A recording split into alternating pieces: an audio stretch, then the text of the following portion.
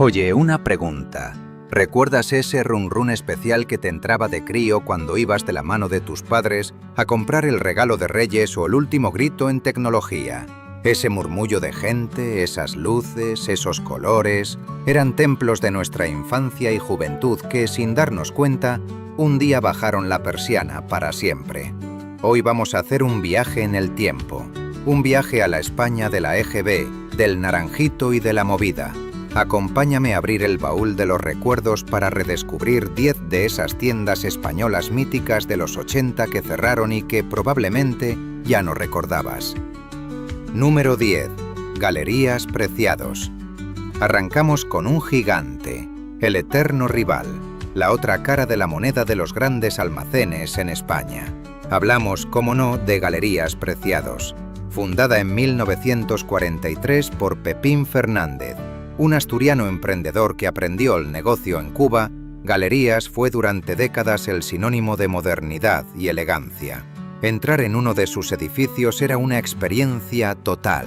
El olor característico a perfume que te recibía en la planta baja, la sección de discos donde pasabas horas mirando carátulas, la zona de electrónica que parecía sacada de una película de ciencia ficción con sus televisores y sus primeros ordenadores personales. Para muchos, las Navidades no empezaban hasta que Galerías Preciados no inauguraba su iluminación y su famoso Cortilandia, que competía directamente con el de su rival. Sus bolsas de color verde con letras blancas eran un símbolo de estatus, un trofeo que paseabas con orgullo por la calle. Pero, como dice el refrán, camarón que se duerme se lo lleva la corriente. Tras varias crisis y cambios de dueño, la que fuera una de las joyas de la corona del comercio español fue absorbida por su competidor histórico, el Corte Inglés, en 1995. A lo hecho, pecho. El gigante verde se fue, pero dejó en la memoria de millones de españoles el recuerdo de tardes de compras, de sueños y de la ilusión que solo se vive en la infancia. Número 8. Prica. Prica, precios y calidad. ¿Quién no recuerda ese eslogan? Hablar de Prica es hablar de la llegada a España del hipermercado a lo grande. Inaugurado el primero en 1976, en los 80 ya era una institución, el planazo del fin de semana para miles de familias. Ir a Prica no era solo hacer la compra, era una excursión. El edificio, una nave gigantesca y colorida, normalmente a las afueras de la ciudad, ya impresionaba desde lejos con su inconfundible logo rojo y azul. Dentro, la sensación era de abundancia. Pasillos interminables, estanterías que parecían llegar al techo, una oferta de productos que nunca habías visto junta. Fue en Prica donde muchos descubrimos las marcas blancas, los productos de importación y la posibilidad de comprar una lechuga y un televisor en el mismo ticket. El bullicio era constante. El pitido de las cajas registradoras, los avisos por megafonía, los niños pidiendo que les compraran de todo en el pasillo de los juguetes. Y no nos olvidemos de sus cafeterías, punto de encuentro para reponer fuerzas con un perrito caliente o un plato combinado. Prica representó un cambio radical en los hábitos de consumo, pero como todo ciclo tuvo su fin. En 1999 se fusionó con su gran competidor, Continente, para dar a luz al gigante que hoy conocemos como Carrefour. Podríamos decir que no hay mal que por bien no venga, pero para toda una generación, el nombre de Prica siempre evocará esas primeras excursiones al templo del consumo. Número 7. Sepu. Mucho había de todo. Ropa para toda la familia, juguetes a precios imbatibles, artículos de droguería. Era el comercio de batalla, el que resolvía la vida cotidiana. Supo ponerle al mal tiempo buena cara, adaptándose a las necesidades de un país que se levantaba poco a poco. Cerró sus puertas definitivamente en 2002, y con él se fue una forma de entender el comercio, más pegada a la tierra y al bolsillo de la gente de a pie. Número 6. Ibarte.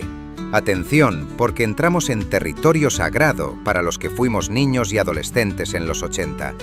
Si querías ver el futuro, si querías tocar la tecnología que iba a cambiar el mundo, no ibas a un museo. Ibas a Ibarte. Esta cadena de tiendas de electrodomésticos y electrónica era la meca de lo moderno. Sus escaparates eran un espectáculo hipnótico, llenos de televisores a color, vídeos beta y VHS, equipos de música con ecualizadores llenos de lucecitas y los primeros ordenadores personales como el Spectrum o el Amstrad. El ambiente dentro de Ibarte era electrizante, y no es un chiste fácil. El zumbido constante de los tubos catódicos de las teles, todas encendidas y sintonizadas en el mismo canal, creaba una banda sonora única. Era un espacio pulcro, casi de laboratorio, donde los productos eran los protagonistas.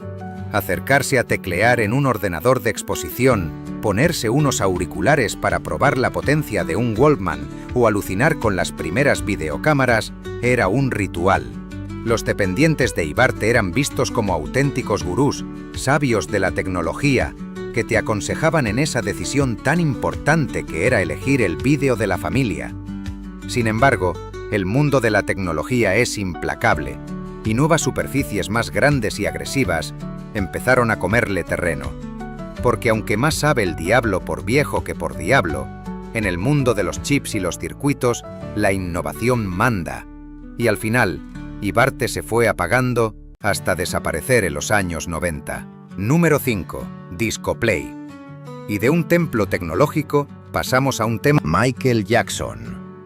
Podías pasar horas allí dentro simplemente mirando, descubriendo grupos nuevos, leyendo los créditos de los álbumes.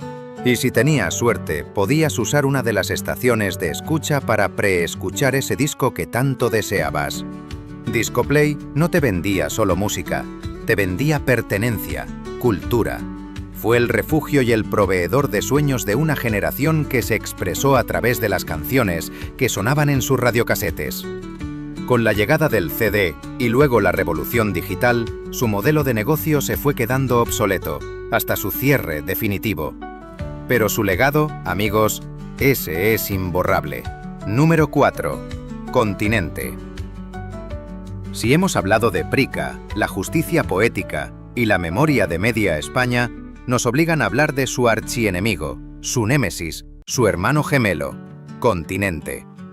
Si en tu casa se compraba en Prica, no se pisaba Continente, y viceversa. Era casi una cuestión de honor familiar. Con su inconfundible logo rojo, que para algunos era una diana y para otros una C estilizada, Continente fue el otro coloso que redefinió el consumo en España a partir de 1976. La batalla entre ambos era legendaria, una guerra de ofertas, de folletos en el buzón y de campañas de publicidad que todos recordamos. La experiencia en Continente era, en esencia, la del hipermercado: grandiosidad, abundancia y la promesa de encontrarlo todo bajo un mismo techo. Pero tenía su propia personalidad. Muchos recordarán sus productos de marca propia, los productos Continente, con un packaging sencillo y directo, o sus agresivas promociones 2x1 o el segundo a mitad de precio. En la época de la vuelta al cole, sus pasillos de material escolar eran un hervidero, y en Navidad su sección de juguetes competía en tamaño y oferta con las mejores jugueterías. En el sector de los hiper, el que no corre, vuela, y Continente corrió, y mucho. Expandió un modelo de negocio que nos cambió para siempre. La historia, como ya sabemos, terminó en un apretón de manos en 1000. También tenían un fondo de catálogo impresionante, con secciones bien definidas de clásicos, ensayo, ciencia ficción o guías de viaje que hacían volar tu imaginación. Fue en Crisol donde muchos compramos nuestros primeros libros de bolsillo de Alianza Editorial, donde nos aficionamos a los cómics de la línea Vértigo, o donde encontrábamos ese libro importado que no llegaba a otros sitios. Crisol nos enseñó que el saber no ocupa lugar y nos proporcionó el espacio perfecto para cultivarlo.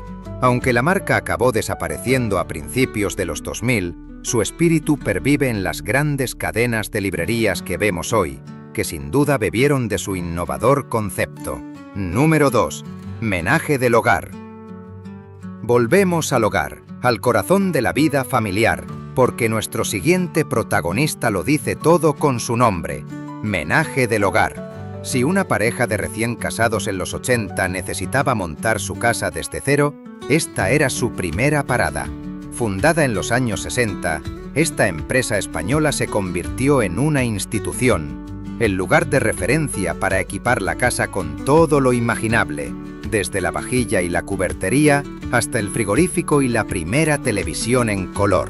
Un paseo por Menaje del Hogar era un recorrido por las aspiraciones de la clase media española. En sus pasillos laberínticos podías encontrar las últimas novedades que prometían hacer la vida más fácil: el primer microondas, la batidora multifunción, la olla a presión más moderna. Era el lugar de las listas de bodas, donde los novios paseaban con una pistola de escáner marcando sus futuros regalos, un avance que nos parecía cosa de brujería, pero también era la tienda donde ahorrabas para comprar esa videoconsola para tus hijos, o donde tus padres, por fin, se decidían a comprar un lavavajillas. Era la tienda del progreso doméstico, de los pequeños grandes lujos que iban modernizando las casas de nuestro país. Porque el que la sigue, la consigue. Y conseguir equipar tu hogar era el gran sueño de la época. Tras varios cambios de propietario y de nombre, los pasillos divididos por géneros: acción, comedia, terror. La sección de estrenos era el lugar más codiciado, donde te jugabas el fin de semana.